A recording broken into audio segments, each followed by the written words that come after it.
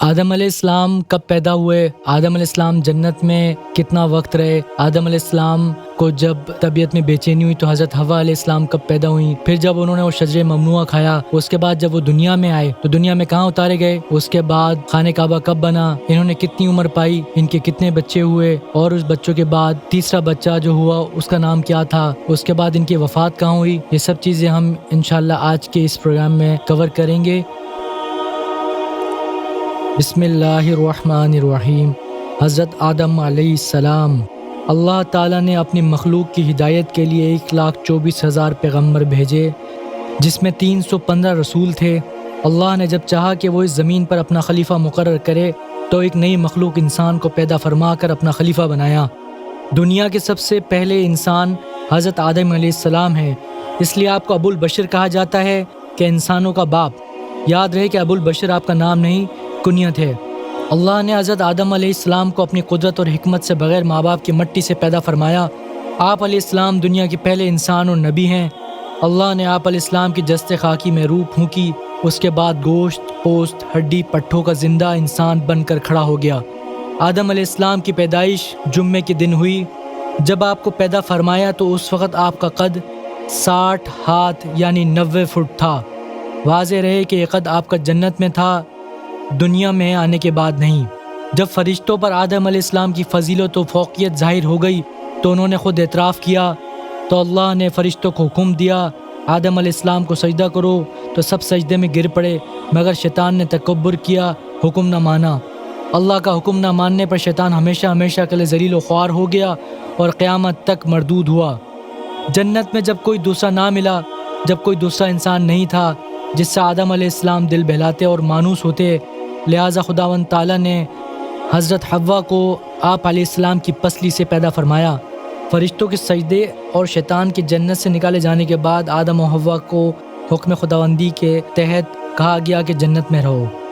دونوں ہستیوں کو جنت میں قیام کے ساتھ ساتھ نعمتوں سے فائدہ اٹھانے کی کھلی اجازت دے دی گئی، مگر ساتھ ہی ایک مخصوص درخت کے پاس جانے سے منع کر دیا۔ شیطان کی باتوں میں آ کر آدم اور حوا دھوکہ کھا گئے اور یہ سمجھے کہ واقعی اس درخت کے کھانے سے ہم فرشتہ بن جائیں گے، یہ پھر کبھی فنا نہیں ہوں گے۔ شجر ممنوعہ کھانے کا انجام یہ ہوا کہ اللہ نے ان دونوں کو زمین پر جانے کا حکم دیا۔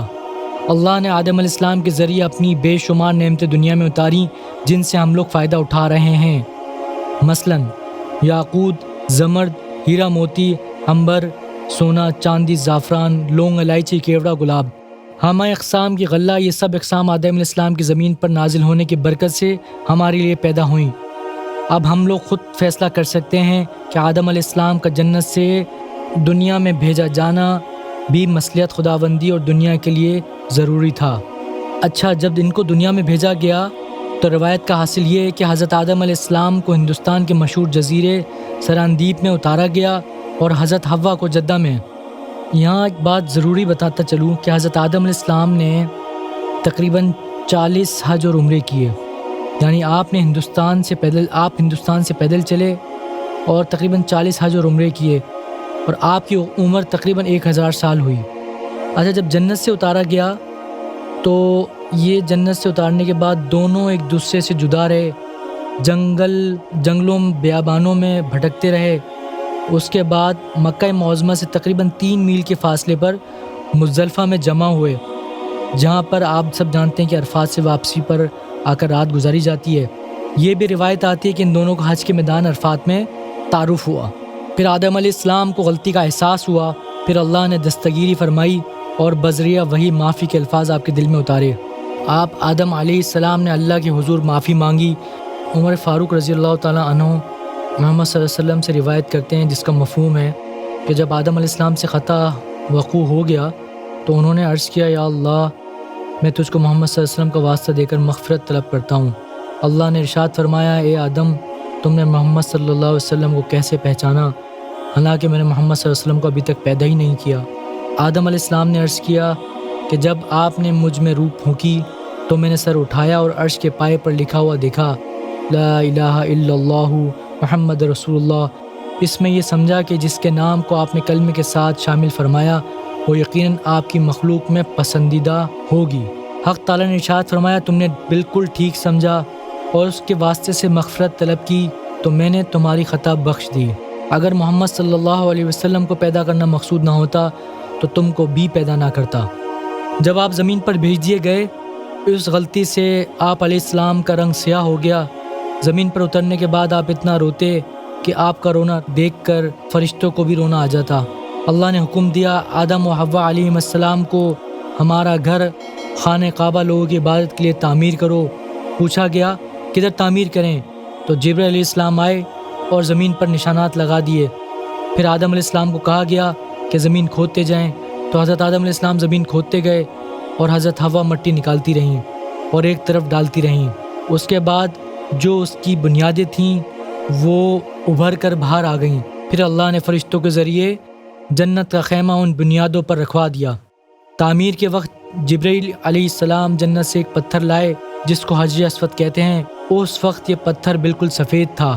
آدم علیہ السلام کی جب نظر اس پتھر پر پڑی تو آدم علیہ السلام کو جنت کی راحتیں یاد آ گئیں اور طبیعت بے قرار ہو گئی۔ اللہ سے معافی مانگی اور کہا یا اللہ، میرے اس گناہ کی وجہ سے ہر چیز مجھے ملامت کرنے لگی ہے، یہاں تک حجر اسود نے بھی مجھے طعنہ دیا۔ آپ کے ان جملوں پر دریائے رحمت کو جوش آ گیا۔ آدم علیہ السلام کی سیاہی حجر اسود کو دے دی گئی، اس لیے اس کا نام حجر اسود پڑ گیا، اور جس میں آدم علیہ السلام شفاف ہو گیا۔ چنانچہ اللہ نے اس جنتی پتھر کو لوگوں کے گناہوں کا معافی کا ذریعہ بنا دیا۔ جو حاجی یا طواف کرنے والا استلام یا بوسہ دیتا ہے تو یہ حجر اسود اس کے گناہ اپنے اندر جذب کر لیتا ہے، اور گناہوں کی وجہ سے اس کی سیاہی میں اضافہ ہوتا جاتا ہے، حتیٰ کہ جب یہ بالکل سیاہ ہو جائے گا تو قیامت آ جائے گی۔ آدم علیہ السلام اور فرشتوں نے بیت اللہ کا طواف شروع کر دیا اور اس کی طرف منہ کر کے نماز پڑھنا بھی شروع کر دی۔ ایک روایت میں آتا ہے کہ آدم علیہ السلام نے فرشتوں سے دریافت کیا کہ تم خانہ کعبہ کے طواف کے وقت کیا پڑھتے ہو؟ فرشتوں نے جواب دیا سبحان اللہ والحمد للہ ولا الہ الا اللہ واللہ اکبر پڑھتے ہیں۔ ایک روایت میں آدم علیہ السلام نے فرشتوں سے کہا کہ ان کلموں میں یہ اضافہ کر لیں ولا حول ولا قوت الا باللہ العلی العظیم۔ آدم علیہ السلام نے بیت اللہ شریف کے 7 چکر پورے کر لیے تو بیت اللہ کے دروازے کے سامنے کھڑے ہو کر 2 رکعت نماز طواف پڑھی۔ اس کے بعد مقام ملتزم پر دعا پڑھی۔ پھر اللہ نے وہی بھیجی آدم تو نے ایسی دعا کی جو قبول کر لی گئی۔ فرشتوں کا جنت سے لایا گیا خیمہ جو خانہ کعبہ پر رکھا گیا آدم علیہ السلام کی وفات تک باقی رہا۔ وفات کے بعد اللہ نے وہ خیمہ فرشتوں سے آسمان پر اٹھوا لیا، اور جب طوفان نوح کے وقت تمام آبادیوں کی طرح آدم علیہ السلام کا تعمیر کردہ گھر یعنی خانہ کعبہ بھی زمین کے برابر ہو گیا، اور اس جگہ ایک سرخ ٹیلا رہ گیا جس کے سامنے اللہ کے نیک بندے دعائیں کرتے تھے۔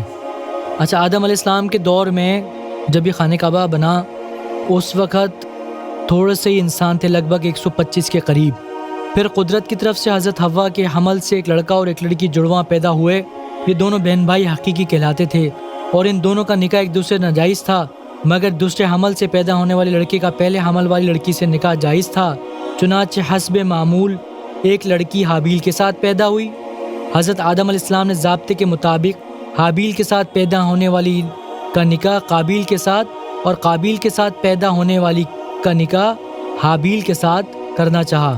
امید ہے آپ بات سمجھ گئے ہوں گے یہاں تک۔ اچھا، اتفاق سے قابیل کے ساتھ پیدا ہونے والی لڑکی کی شکل و صورت اچھی تھی، لیکن حابیل کے ساتھ پیدا ہونے والی کی شکل و صورت اچھی نہ تھی، اس لیے قابیل نے اس کے ساتھ شادی کرنا پسند نہ کیا اور کہنے لگا میں اپنے ساتھ پیدا ہونے والی کے ساتھ شادی کروں گا، تو وہ بہت بضد رہا اس پہ۔ بہرحال جھگڑا ختم کرنے کے لیے آدم علیہ السلام نے تجویز دی کہ دونوں بھائی کچھ نیاز و نظر رائے خدا میں پیش کرو، جس کی نیاز قبول ہو جائے گی اس کی لڑکے سے شادی کر دی جائے گی۔ اس تجویز پر حابیل ایک دمبا لایا اور قابیل کچھ پھل لایا۔ دونوں نے اپنی نیاز لا کر نیاز کی مقررہ جگہ پر رکھ دی۔ پھر ہوا یوں کہ آسمان سے ایک آگ آئی اور حابیل کی نیاز دمبا کھا گئی۔ اس زمانے میں آگ کی نیاز کی چیز کو کھا لینا قبولیت کی علامت ہوتا تھا۔ قابیل بارگاہ خداوندی میں نیاز قبول نہ ہونے سے سبق حاصل کرتا، مطلب ہونا تو یہ تھا کہ قابیل کو اس سے سبق لینا چاہیے تھا کہ بھئی اس کی نیاز قبول کیوں نہیں ہوئی، لیکن وہ تو الٹا اپنے بھائی حابیل کو قتل کرنے کے لیے تیار ہو گیا اور کہنے لگا کہ میں تجھے مار ڈالوں گا۔ چونکہ قابیل کی نیاز قبول نہیں ہوئی اس وجہ سے غصے سے آگ بگولا ہو گیا، اور نیاز نہ قبول ہونے کی وجہ سے شرمندہ بھی بہت تھا، تو اس نے اپنے بھائی حابیل کو قتل کر ڈالا۔ یہ اس دنیا کا پہلا انسانی قتل تھا۔ جب قابیل نے حابیل کو قتل کر دیا تو اس کو کچھ سمجھ نہ آیا کہ اب میں اس لاش کا کیا کروں۔ تو آخر اللہ نے کوے کو بھیجا کہ زمین کو کریت کر دوسرے مردے کوے کو مٹی ہٹا کر زمین میں چھپائے۔ اچھا، یہ سارا واقعہ قابیل دیکھ رہا تھا۔ پھر قابیل کو کچھ عقل آئی تو اس نے اپنی بھائی کی لاش کو اسی طرح سے دفن کیا جس طرح سے کوا اپنے مردہ کوے کو دفن کر رہا تھا۔ حابیل کے قتل کے بعد حضرت شیث علیہ السلام پیدا ہوئے۔ یہ بہت مطیع اور فرمانبردار تھے، ان کو اپنے باپ سے بہت زیادہ محبت تھی۔ حضرت آدم علیہ السلام نے اپنی وفات سے قبل شیث علیہ السلام کو اپنا جانشین مقرر کیا اور آخر الزماں جناب محمد رسول اللہ صلی اللہ علیہ وسلم کی فضائل سنائے۔ بیٹے شیث نے باپ آدم علیہ السلام سے عرض کیا کہ کیا بیٹے کا مرتبہ باپ سے بھی بڑھ گیا؟ آپ نے فرمایا ہاں، ان کی امت کو وہ خصوصیات عطا ہوں گی جو مجھے عطا نہیں ہوئی۔ مجھے ذرا سی لغزش سے سزا دے دی گئی اور امت محمدیہ کے لوگوں کو گناہوں کے باوجود سزا نہیں دی جاتی، بلکہ وہ معافی چاہیں گے تو معافی مل جائے گی۔ مجھے لغزش پر جنت سے نکالا گیا اور آپ علیہ السلام کی امت کے ہاتھ نیک اعمال کے بدلے جنت کو فروخت کر دیا گیا۔ مجھے اپنی غلطی کی معافی چاہنے کے لیے گھر سے نکال کر مکہ جانا پڑا اور مکہ پہنچ کر توبہ کے بعد معافی ملی، اور آپ علیہ السلام کی امت جدھر بھی توبہ کرے گی ان کو معافی ملے گی۔ حضرت شیث علیہ السلام یہ تمام فضائل سن کر بہت حیران ہوئے اور اس کے بعد حضرت صلی اللہ علیہ وسلم کے نور کی بڑی حفاظت کرنے لگے جو منتقل ہو کر پشت در پشت حضرت ہاشم تک پہنچا۔ پھر خداوند کریم نے یہ نور ہاشم سے عبد المطلب کی طرف منتقل کیا۔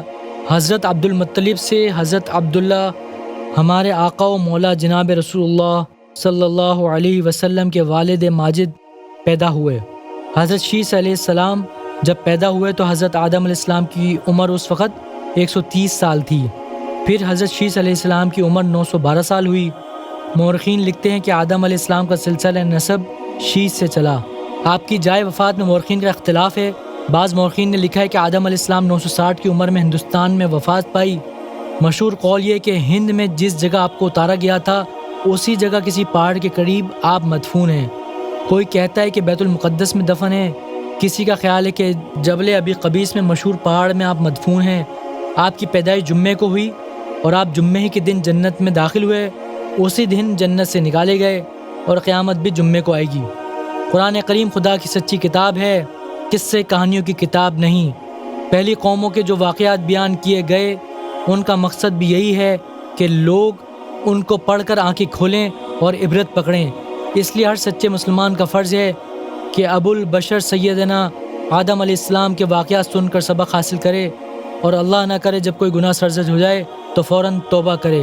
اللہ ہم سب کو عمل کرنے کی توفیق عطا فرمائے۔